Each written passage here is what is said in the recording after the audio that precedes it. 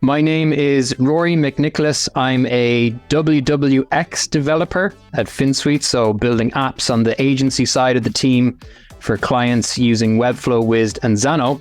But we're not going to be getting into the technical stuff today.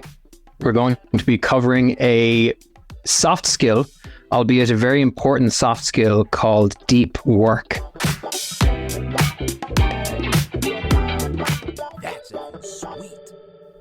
You might have heard of deep work. You might not have. You might be familiar with the concept. The term was coined by a professor called Cal Newport, who has a book by the same name. So some of the information here is going to come from the book. Some of it will come from my own experience. And the wordy definition of deep work is professional activities performed in a distraction-free state with as much concentration as you can muster that pushes your cognitive abilities to the limit. In simple terms, it's essentially working for a long block of time without changing what you're focusing on. And those type of activities tend to create value, improve your skills, and are difficult to replicate without putting in that kind of focus. So before diving further into the content, I'm going to put a question up on the screen here. And what you're going to do is just write down your answer to this question over 60 seconds. I'll start a timer. This is purely for you. You're not going to be asked to read this out. There's no right or wrong answer. It's not a test.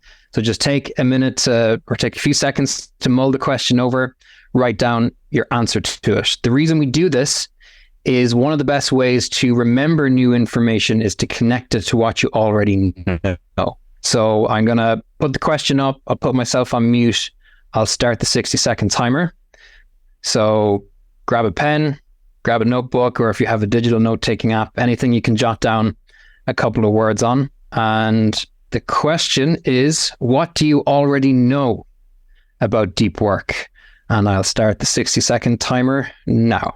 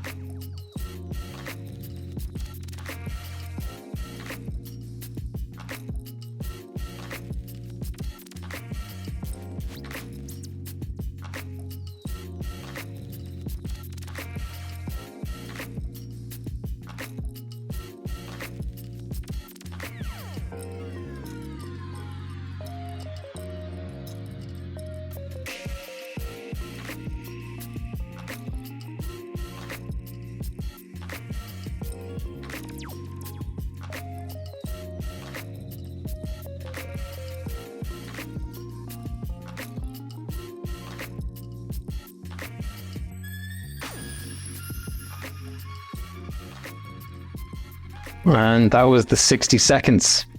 So your brain is now primed for learning with that little activity. So we'll continue on with the presentation. So deep work is something that's becoming more and more important. And it's essentially an antidote to the problems that are caused by using the internet every day. And essentially, our minds are tending to become more and more distracted and not as good as focusing because of our use of the internet. And this tends to be a little bit more pronounced for us knowledge workers or people that work on our computers because we're using the internet all the time. And it might not seem like it, but that does actually change the way that our brains work and the way that our minds work. But the internet is not the first piece of technology to do that. Most of the really big, impactful technologies that have come along over the last couple of thousand years have changed the way we live, the way we work, and the way we think. So a couple of good examples would be the calendar or the clock. When we didn't have those, we worked in a very different manner. We lived in a very different manner, and we even thought in a very different manner. So with clocks bringing about the precise measurement of time, that made time seem more finite, more linear, more measurable, as opposed to the more fluid and subjective way our ancestors probably viewed it before they started looking at clocks every day. And that changed social norms. It had impacts on our memory. It introduced time pressure and time stress, changed the way we do record keeping, introduced this idea of synchronizing activities. Before we had the clock in the calendar, we couldn't all meet at the same time and in the same place. And that changes, for better or for worse, the way we think and the way we work. And the internet is no different to that. It's another tool that's been extremely impactful, but has also had some detriments to us. And while it's had a lot of benefits, one of those big downsides is what it's done to our attention and our focus. And if you even think about the way that a website is built, in the past, if you wanted to get new information before the internet, you had to get a newspaper or a book. And when you sat down to read a book, all you had was the book to go through sequentially. But if you think about a website you've built where, there might be a lot of useful information in the form of a blog, for example, it is likely scattered with hyperlinks. There might be a sticky header at the top. There might be a sidebar that's fixed, and there's just always something that you can click on, that you can go to, that's going to break your focus and change your focus. But the good news is there's something we can do about that. We can combat that by practicing deep work. And because most of our minds are like this, because our ability to focus and pay attention has tended to decline over time, deep work is essentially a superpower for knowledge workers. It's going to let you get more done. It's going to improve your output, both quality and the quantity for your clients, and it's going to help you to learn better. Let's take a further look into what exactly it is. And we can first contrast it with its opposite, which is shallow work. And this tends to be smaller, shorter tasks that can be done without a lot of focus or even in a distracted state. If you're replying to emails, for example, you might be able to do that while listening to Spotify, maybe even having a YouTube video open in the bottom corner. And we still have to do those tasks, but we can be a bit more deliberate about how and when we do them. So if you're someone that listens to music while you work, you've probably had the experience of working on something, working on a website, perhaps listening to music, and a problem comes up. And to solve it, you have to turn off the music and focus on the task. And that's your brain recognizing that it can't multitask any longer. It can't listen to the song while trying to focus. It's got to zero down in and get the work done without any distraction. So our challenge as people who have to use the internet, we don't have the option of disengaging from it. We have to use it. Our challenge is to take the best of what the internet and technology has to offer and to leave behind the parts of it that are detrimental to us.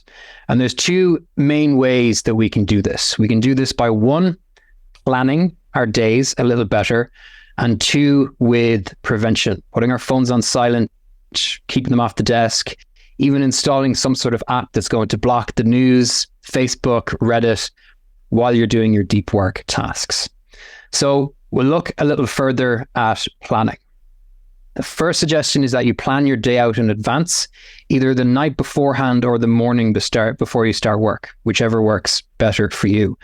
You've probably had the experience of, maybe you woke up late, maybe you had to do something unexpected in the morning, and you dive into work immediately.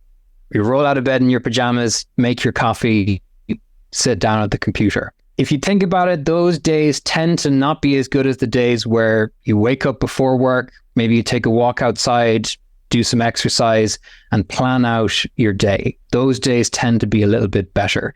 So the suggestion here is that, maybe 30 minutes before you start work or the previous night, make a very short to-do list. What are the 3 most important things you want to get done that day?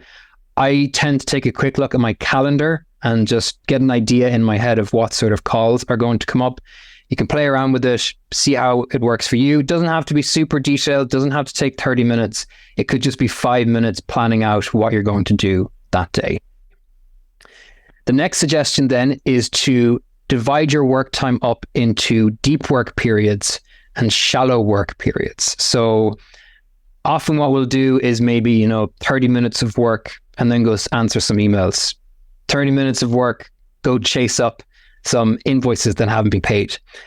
Our days will go better if we batch those shallow work tasks together. So for example, having 30 minutes twice a day where you go in and you check your emails or you check Slack. Now, depending on how you work, that might not be possible, but insofar as you can, try to be intentional about when you're doing deep work, when you're doing, say, a solid hour finishing a Webflow build for a client, and resist the temptation to go and check email in the middle of it, because our brains love novelty. They love seeing a new email come in. Our brains love seeing a new Slack message come in. But every time we do that, we're slowing down our ability to focus. It takes a while to build up that focus, to build up that momentum. You can also aim to have a clear, simple goal to accomplish in each deep work block. So to decide, I'm going to spend 1 hour working on a Webflow build. I'm going to spend another hour upskilling in JavaScript. I'm going to spend another hour learning Wized, perhaps, if that's something you've been learning. To have a clear goal, write those out at the start of the day. If you're doing 3 deep work blocks, what are the 3 most impactful things that you could get done today to make it a good work day? And then to have some sort of timer, to start small. You don't have to, do a 2-hour block or a 3-hour block. Start small, work it up over time. You could start with half an hour, build it up to an hour is what I try to do at a minute. And to have a timer for that. So this could be a timer on your desk. It could be an app on your computer. I use one called Be Focused. So the Pomodoro timer will do an hour, then a 5-minute break, then an hour, then a longer 10-minute break. And, deep work can be tough. Whenever I get that urge to go and check the internet or go and check Slack, I look up at the timer in the top bar. If there's 20 minutes left, you think, okay, all right, I can focus up for another 20 minutes. And lastly, for the planning, to create your own routine for starting and finishing work. So rituals or routines, our brain likes them. If there's something that you do at the start of every day to signal that your workday is starting, that's going to help your brain to build up focus. And likewise, at the end of the day, we can have a routine to ease out of work and to make it clear to our brains that the workday is over. Otherwise, it can be very easy to, when you finish work, check your emails before bed, check your Slack before bed. What I do is I have a wireless keyboard and mouse, and my routine for finishing work is I turn those off. Turn off the keyboard, turn off the mouse. And over time, that starts to signal to your brain, the workday's finished, you can relax and chill out. So here's a sample schedule. And this one is maybe not good to get started with because I've broken it into 2-hour blocks. So you might start 9 a.m. to 11 a.m. deep work block. No checking emails inside that period. No checking Slack. As focused as you can possibly be for that 2 hours. Now, you don't have to stay sitting for the full 2 hours and shouldn't stay sitting. Best to get up every 30 minutes, stretch your legs, get a glass of water. But when you're doing that, don't switch to something else. When you do the first 30 minutes, take a walk outside. Don't read the news. Don't check Slack. Don't check your emails. Just stretch your legs, stretch your back, and back into it. Then perhaps a 20-minute break. Go get a snack, go do something that doesn't work. Then another 2-hour block, followed by a break, and another 2-hour block, followed by your shallow work, where you've batched in your emails, your communication, all the things that don't fall into deep work. And then at 5 p.m., being intentional about shutting down from work. So again, that's a bit of a heavy-hitting deep work day, but could you do one of those a week? Could you have a day in your week where you don't schedule any calls with your clients, where you go on to Google Calendar and you just block that off? And if someone asks for a call on a Wednesday, tell them that Wednesdays don't work for you. Would be quite difficult to do this every day, but have a think about, could you do it one day a week? And it doesn't have to be the 2 hours. It could be 1 hour to start. That's just a sample. Play around with it and see what works for you. So There is a book called The Time Block Planner by Cal Newport, who wrote this book on deep work, and it's very useful. It's definitely not required. It's just an idea just to show you what people tend to use.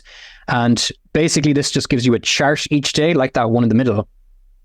And that starts off empty and it doesn't have any numbers at the side. You draw those in yourself. And again, you don't need the book. You could do this on a piece of paper. You could do it on a spreadsheet on your computer.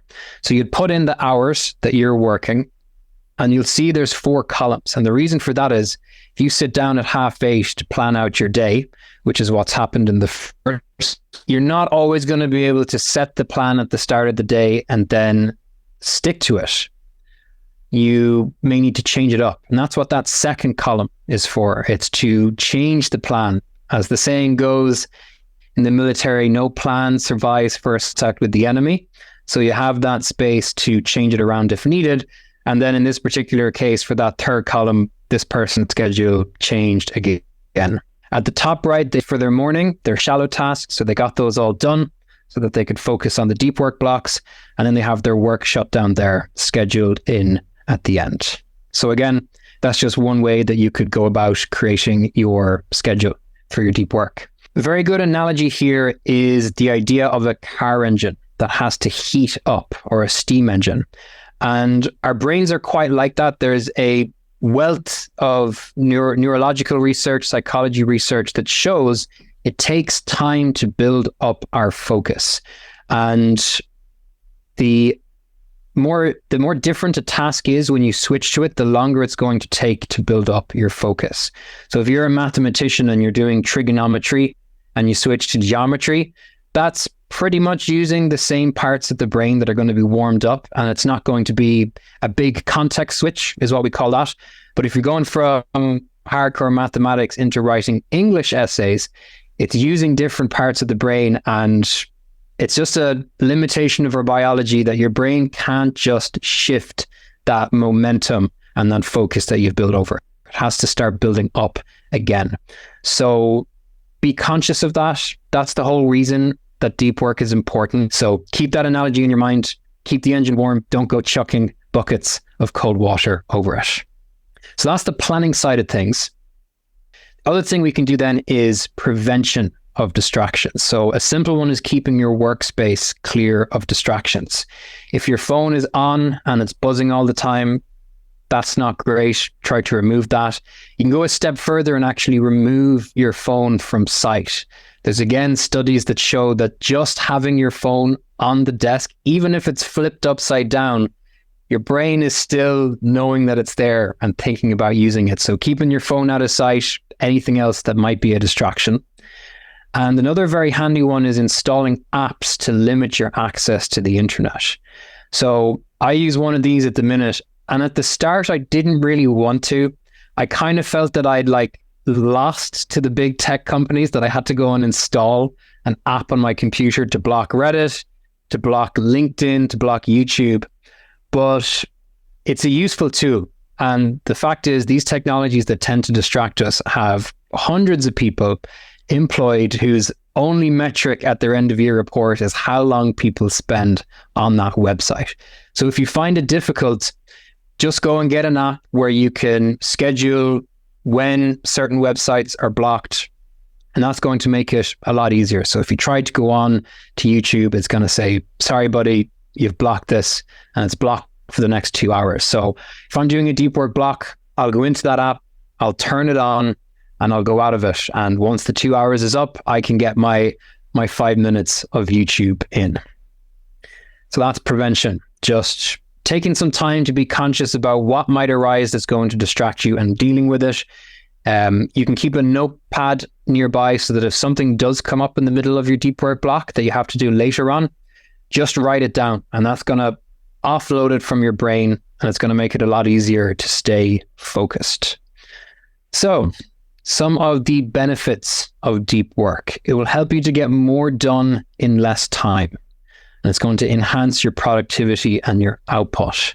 There's a lot in the news these days about the 4-day work week. And if that's something that you'd like to do, if you'd like to be able to get 5 days worth of work done in 4 days, Deep work is probably the best way to do that. It's probably your winning ticket to a 4-day work week, or to just finishing the workday early.